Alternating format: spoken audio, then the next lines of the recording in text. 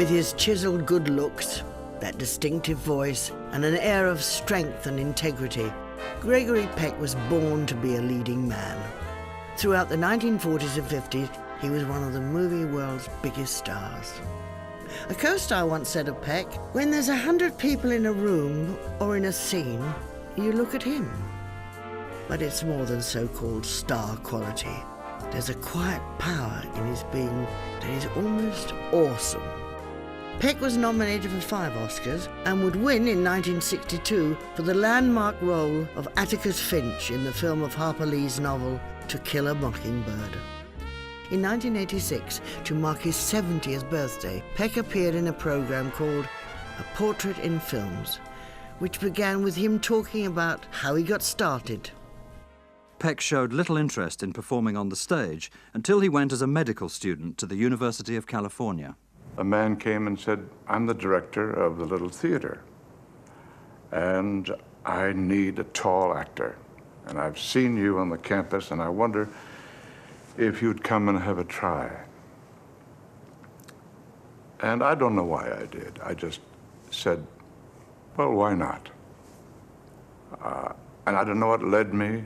If I'd said no, or I don't see the point of it, my life would be entirely different. I went to New York, and I went to dramatic school. I went through the usual months and years of being hungry at times and living in rented rooms. But eventually I began to work in the theater.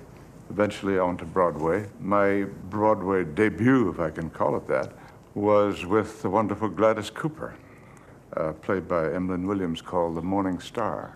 One thing led to another, and eventually I came out to do films, and I fell in love with filmmaking.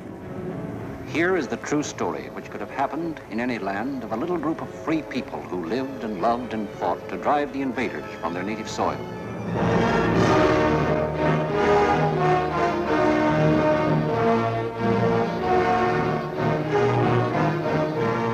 One of the countless thousands of those guerrilla bands who, from secret hiding places in the swamps and in the great forests, lived days of imperishable glory.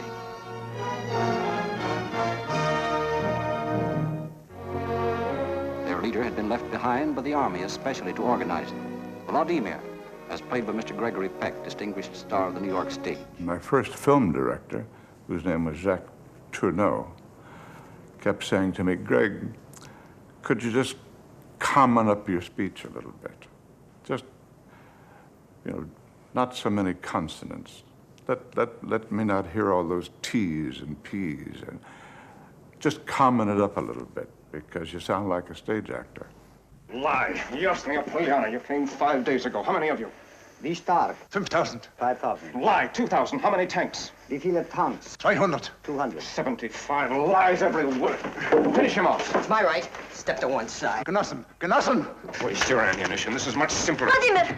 Almost immediately as a result of that first film, you became a hot property with various major studios bidding for you, including, I believe, Louis B. Mayer. He did say to me that he could take me and mold me, and I could shine in the firmament of his stars with Clark Gable and Joan Crawford and Greta Garbo, if I would only sign a 7-year exclusive pact with him. And when I said, with all the respect in the world, Mr. Mayer, I cannot do that. I want to go back to the theater. My ambition is not to be a movie star. I hope you will ask me to make some films, but I cannot sign a 7-year exclusive contract.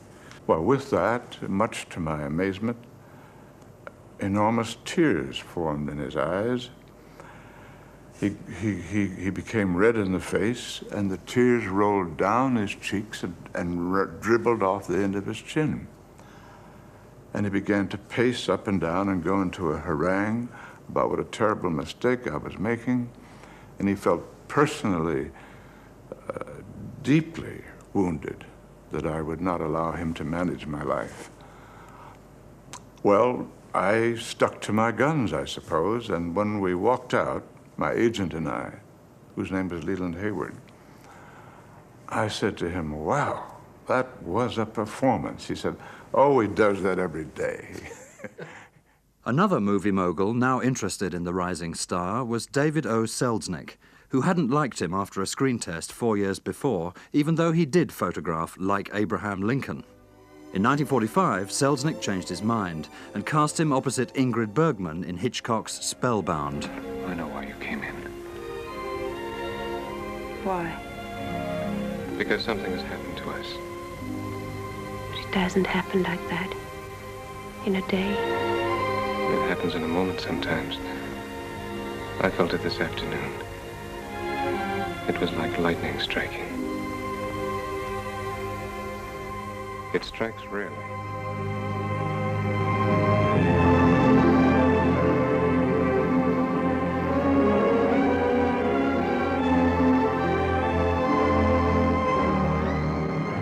In those days, Ingrid Bergman was at the center of things.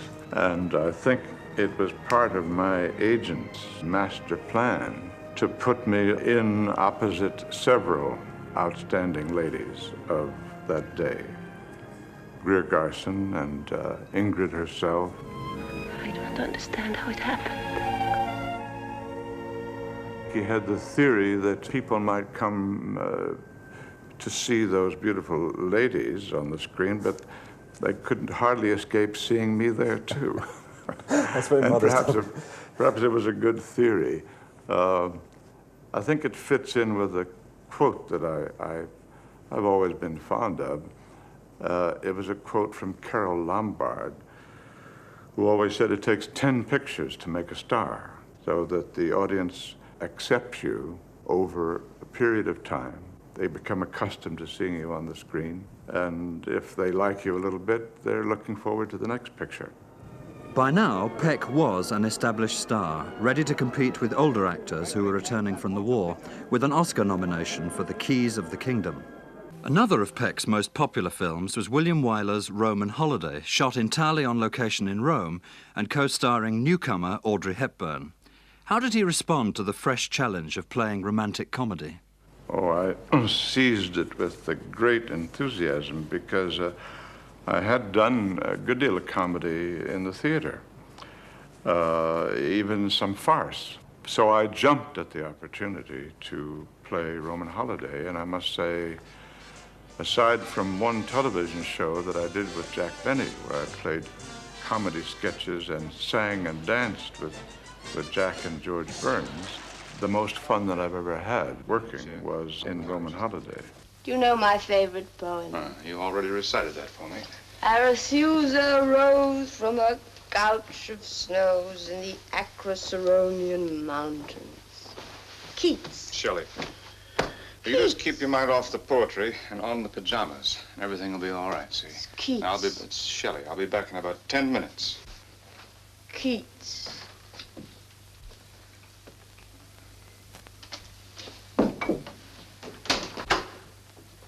You have my permission to withdraw. When we did the Mouth of Truth scene, which is that monument in Rome, and the legend is, if you dare to put your hand in the mouth of truth, if you've lied, it'll bite your hand off. Well, we had that little scene to do, and I remembered an old bit that Red Skelton used to do. And when he'd shake hands with somebody, he'd say, he'd come like that.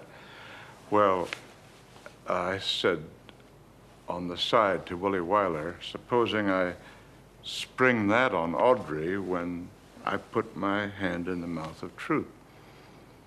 Is it too corny? Is it too awful? He said, oh, no. He said, do it. Let's see her reaction, but don't tell her you're going to do it. So when I put my hand in there, and then when I brought it out, well, Audrey just screamed and went bonkers, and it was a wonderful, spontaneous moment.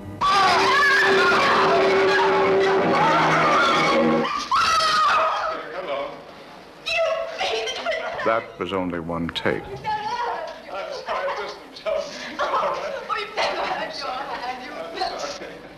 About 2 weeks after we began, I called my agent in Hollywood, and the contract had been drawn up as Gregory Peck in Roman Holiday and introducing Audrey Hepburn. And I called him and I said, this cannot be. This is going to be ridiculous. This girl is going to win the Academy Award in her first role. And her name must be up above the title with mine. And this is not just a simple altruism and generosity on my part. It would look foolish any other way. And she just hit the screen like a bomb. It does seem from the film as if everyone's having a terrific time in Rome. Although I gather William Wyler is quite a taskmaster as a director. Yes, he is, but that's good because you know that he wants the best. If he's hard on you, if he insists on doing it over and over again, it's simply because he wants you at your best. And he wants the scene to be as good as it can possibly be. I always looked on it as a chance to do it a little bit better and to search for something new, something that would strike him as being exactly right. And wouldn't have bothered me if he'd done 127 takes. Would you have liked to have done more comedy, more romantic comedy? I would. I always felt every time someone sent me a comedy script that Cary Grant had seen it first and had turned it down. Around this town, he had pretty much of a monopoly on light romantic comedies.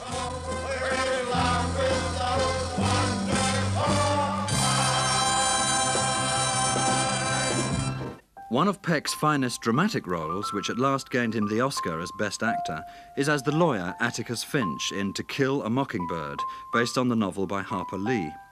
It's a role he was almost born to play, liberal, dependable, righteous, with a touch of Abraham Lincoln about the character, and it was offered to him at the peak of his career. It was a true middle-class American small-town story, and those were my beginnings. On top of that,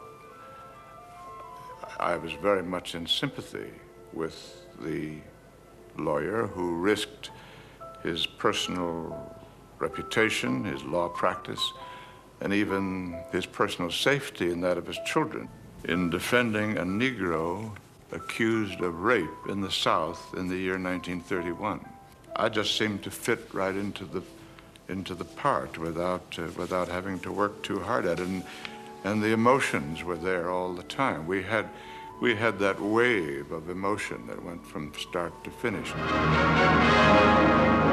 At Santa Monica, the Academy Awards presentation, Sophia Loren happily presents Gregory Peck with his... I remember hearing my name called out for the Oscar and in a daze walking up the aisle, and I had in my hand a gold watch that Harper Lee, the author, had given me, which her father had carried in the courtroom for 35 years, and she'd given it to me. And then up on the stage was none other than Sophia Loren, with a hug and a kiss and a gold statue. So that was a nice moment. I believe you almost missed the Oscar ceremony, and all because of a horse called Owen Sedge.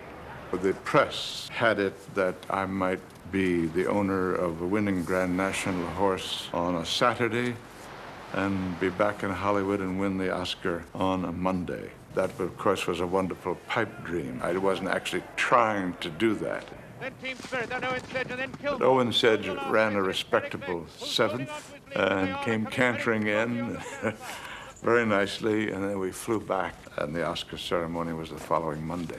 During the mid-1960s, Peck took time out from acting to involve himself in government sponsorship of the arts, the presidency of the Film Academy, and charity work, for which he was awarded a special Oscar in 1968 and honored with a Presidential Medal from Lyndon Johnson.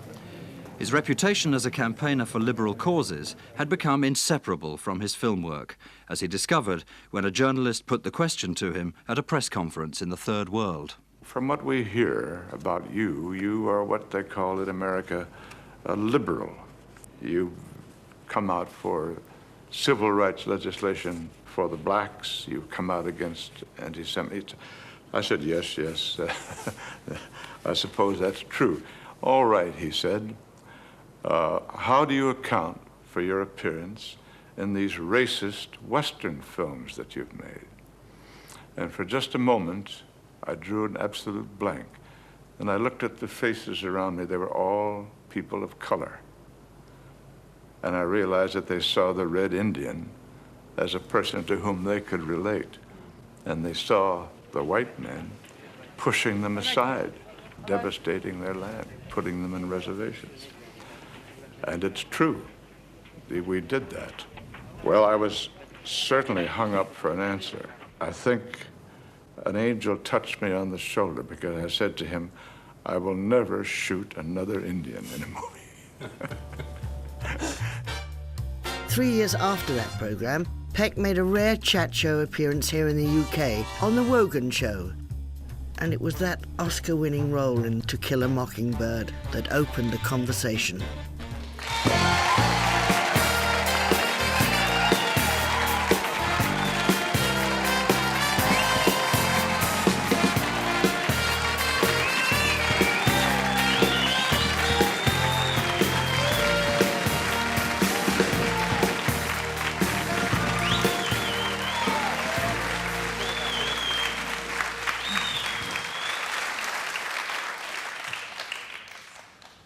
Well, it's good to see you. Welcome. Thank you. Nice to see you. Is that your favorite film, To Kill a Mockingbird? Just about. It probably was closer to the real me than almost any other film. My childhood was small town, and my dad was not the town lawyer, but he was the town druggist, and our life was not too different from what was seen in the movie. I have a wonderful recollection of the first day of filming. The author, as you know, is a lady, Harper Lee, and she was there for the first day of filming. And the scene was that I came home from the courthouse or my law office with my briefcase, and my two children, I was a widower, ran down to the end of the street, and the boy took and we strolled down the street talking over the day's news. There was a camera tracking alongside of us. And as we were in the middle of the scene with the dialogue and all, I looked out of the corner of my eye, I caught a glimpse of Harper Lee behind the camera. And I thought I saw tears glistening on her cheeks. So when we finished it, the director said, well, I think we've got it. No use doing that again. So we felt a bit pumped up about that. We'd done, we thought, a very touching and moving scene. And I walked over to Harper Lee and I said, Harper, I thought I saw you out of the corner, and I thought there were tears on it. What went wrong? What's wrong? And she said, oh, Gregory, she said, you've got a little pot belly just like my daddy. The highest praise, highest, best review I ever got. But the part of Atticus Finch, a compassionate, quietly brave, a noble soul, is that how you see yourself? A compassionately brave, noble, and quiet. No, not at all. Isn't? No. No. How do you see yourself?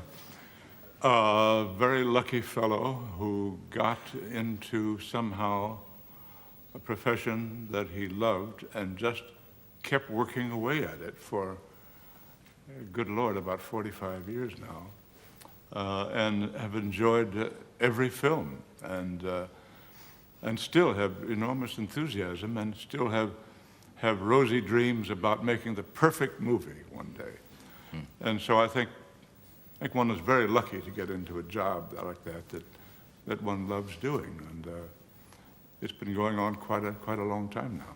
Did you grow up with acting ambitions? Oh, not at all, no. How did you start? Well, I graduated from college, and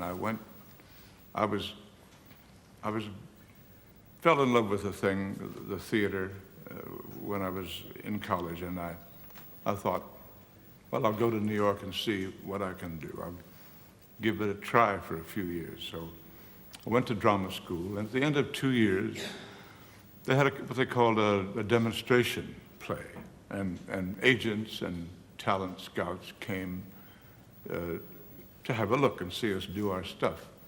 And then it was the custom for the students to go back to the school the next morning and wait for the phone calls that sometimes came, sometimes didn't. There was a call, and the receptionist put her hand over the phone, and she looked at me and she said, "It's for you." And it was a famous producer named Guthrie McClintock, interested to see me about a small role in a play called The Doctor's Dilemma by Shaw. Well, I didn't wait for the end of the sentence. I took off. I knew exactly where his office was. It was 6 blocks away. And for your viewers who don't know Manhattan geography, I dashed across 46th Street, 4 blocks up 6th Avenue, to the building where Guthrie McClintock's office was, into the elevator, up to the 8th floor, skidded down the hall, into his office. He's still talking on the phone to the receptionist. And he stared at me. There I was, the fellow, and he began to laugh, and then that segued into a cough, and he went into a kind of a fit, and slid off of the seat, laughing, coughing, and he said, "You've got the job." So that was the beginning. It had nothing to do with anything except that I was a pretty fast runner in those days. But you seem to make a lot of very successful movies almost from day one. Do you remember your first movie? What was your first movie? I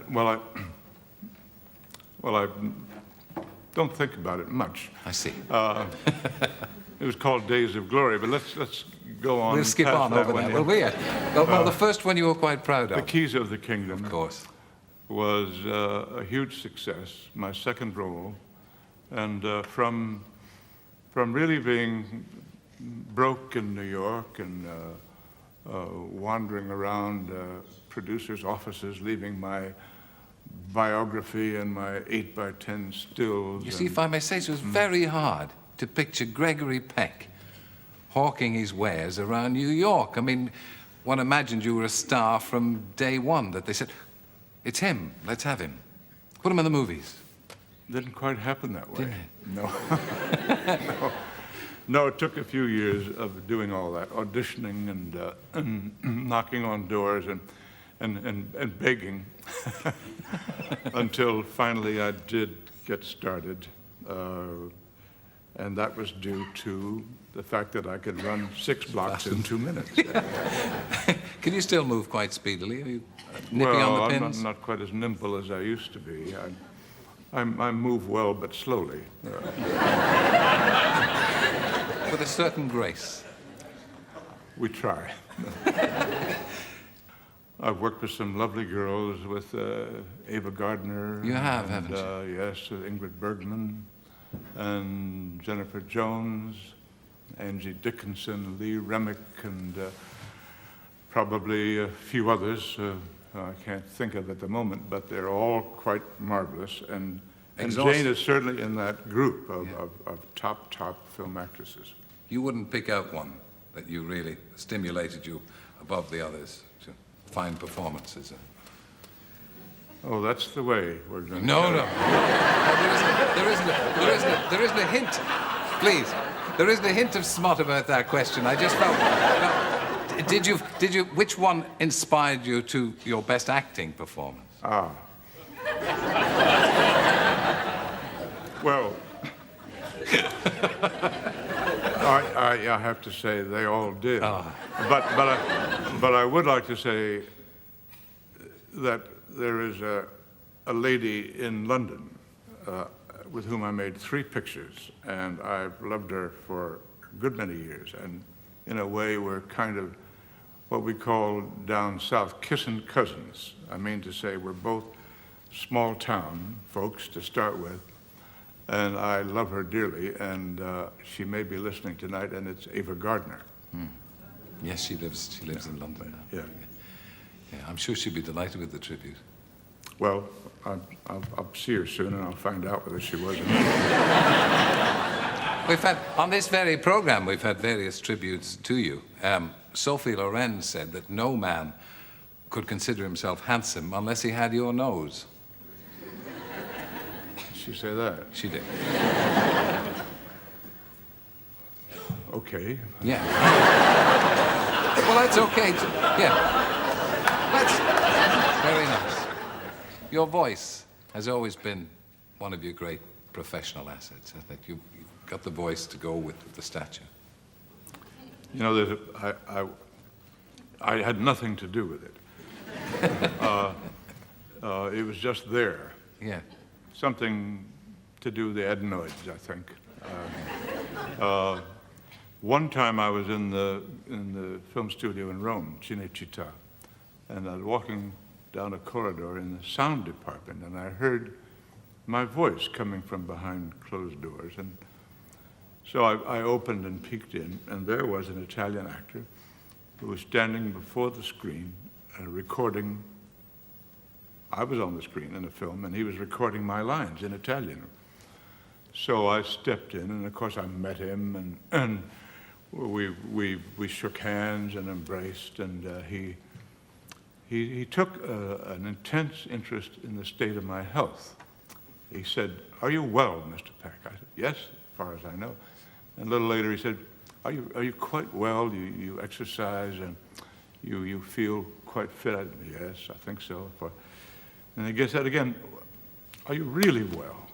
I said, "Yes, I'm really well." "Why are you so interested in my health?" He said, "I have dubbed your voice in 27 movies, and I have raised 5 children doing it.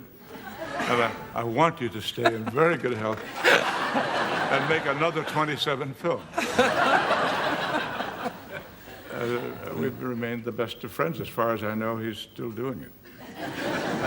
You've made some pictures here, and I know you have a lot of friends here. And over the years, people like David Niven and Cary Grant were great friends of yours. Yes, yes. I remember them with great, great affection. You know, Niven was really one of the most entertaining men who ever lived. And I will never forget being at the Oscar show, and David was on, and I was in the wings ready to hand a statue to somebody. And this is the famous show when suddenly a streaker somehow got into the theater and dashed all the way across the stage behind David. And the audience began to laugh, and David just looked like that. And without any hesitation, he said, "There's a man who's not concerned with his own shortcomings."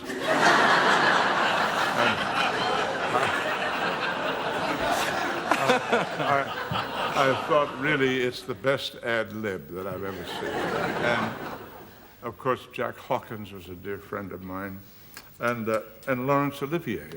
I met him when I was quite young, and he was already the greatest actor in the world. And I met Sir Lawrence and Vivien Leigh, and I was a bit intimidated I'm not intimidated much by anybody, but I had such respect and reverence for this man, all that he'd done in the theater and in film.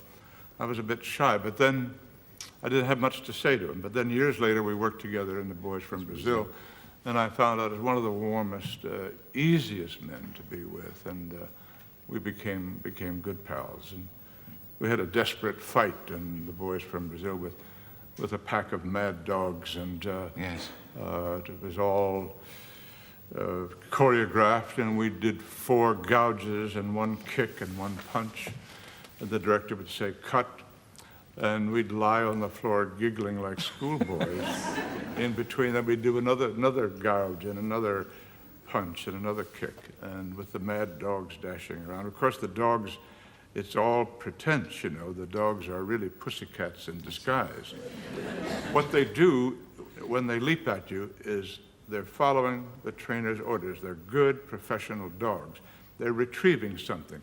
The trainer might say just before the take, he say, "Now fetch, fetch." And he looks at the dog, and the dog sort of goes like that. You know? They turn the camera, the dog runs at you, and he fetches your lapel back, or he tries to. And then later on, they put in the barking and the snarling and the growling. And they have some contraption to lift their lips and make their fangs show. Thank heaven. But actually, yes, I was glad of that too. Yeah. The American Film Institute made a presentation of the Life Achievement Award. You know, the Life Achievement Award has, if you think about it, slightly ominous ring to it. and I remember I got up there and I said, you know, James Mason was a friend of mine, and I said, James was not a man with a lot of jokes, but he had one joke that he liked to tell. had to do with his filming in Dublin, going out one evening for a walk and window shopping. And he had a trench coat and a hat. Didn't think he'd be recognized. And a little lady trailed along behind him and finally worked up the nerve, and she tapped him on the shoulder and she said, "I'm begging your pardon, sir, but wouldn't you be James Mason in his later years?"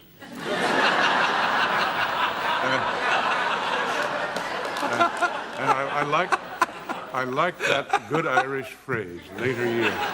I like it because it's candid and it's dispassionate, but it's comfortable because it leaves the possibility of more to come. There was more to come. Peck continued acting and winning awards right through the 1990s. He died in 2003, aged 87, just weeks after the American Film Institute had named Atticus Finch as the greatest film hero of all time. On hearing of his death, Harper Lee said, "Gregory Peck was a beautiful man. Atticus Finch gave him the opportunity to play himself."